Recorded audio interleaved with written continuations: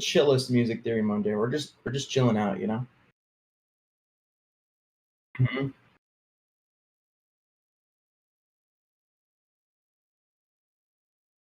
All right. Is it under the same name for the stream? Okay. Cool, cool, cool. So, hey guys, sorry for the problems. Cubic's internet went out, so I missed some of what I went over. So I'm gonna go back over it. So he said that the last thing we went over was these little ghost notes, and so you can do next. What I said was on the longer sustain notes, you can add a vibrato to give it a lot more emotion. And I was saying that I use the meld vibrato over just using a sine like pitch envelope, because using a like just a regular sine shape on a pitch on like on just a chain for the pitch kind of sounds really artificial to me. I don't like the way it sounds. I think using something like the meld vibrato sounds a lot more natural once you tweak this with the settings some and maybe mess with the tremolo a little bit, and make the depth a lot lower. You can really just get a lot more. It sounds a lot more human to me, at least. So I will play this example. So the one we just did had the, and then with the vibrato, it sounds like.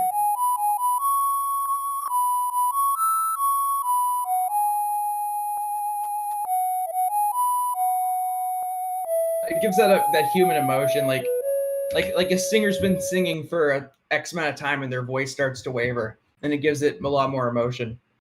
And then yeah, a little bit of automation clipping. Yeah, I kind of rushed it, and like this one, there's a little bit of clicking. I'm sorry for the clicking, because I kind of like didn't care about it that much when I was making this little demonstration.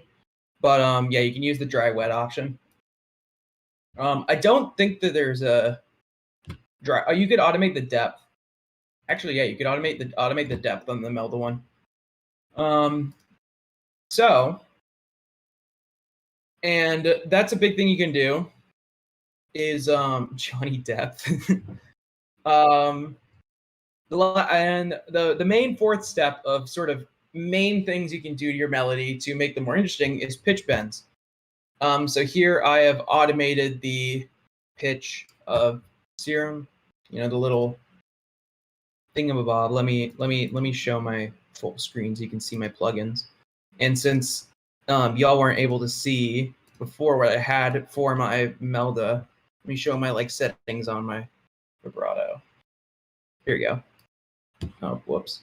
There you go. Can you all see the vibrato?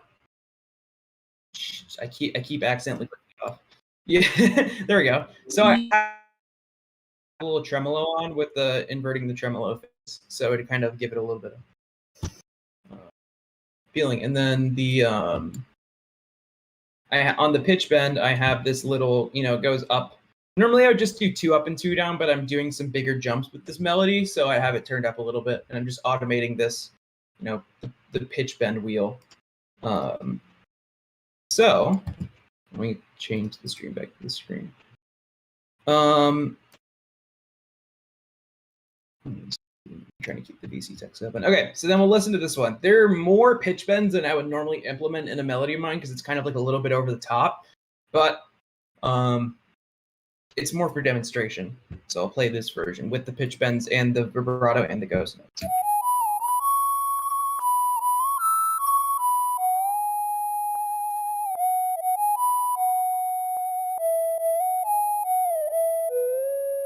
It has a lot more emotion, like have it kind of like go down like.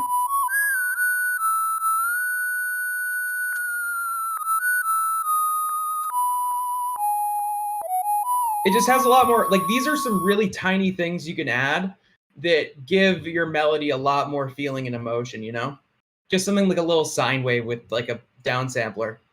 And then underneath it, now we're going to talk about adding some chords underneath it. So, how do you make your Among Us trap beat sussier? That's a good point. That's a good question.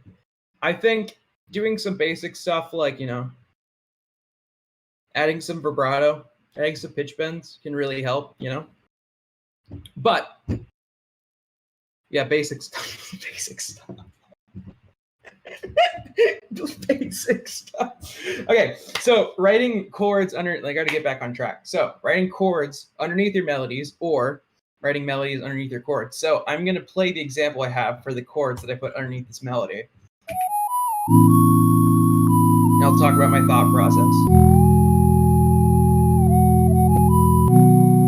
Sorry for the clicking.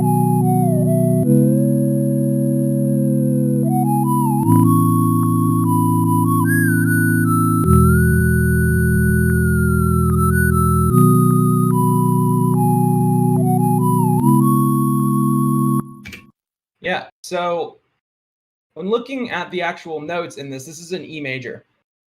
So I have this little like lead in, right? But if we look at the main note being sustained on this first little section is a C sharp. And now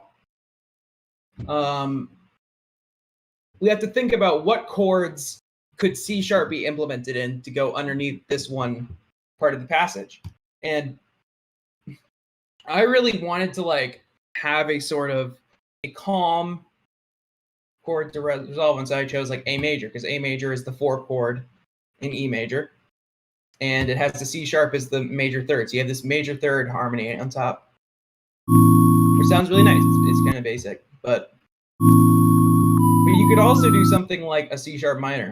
So I could give an example of that, and it gives a whole different context to this first part. If I start with a C minor,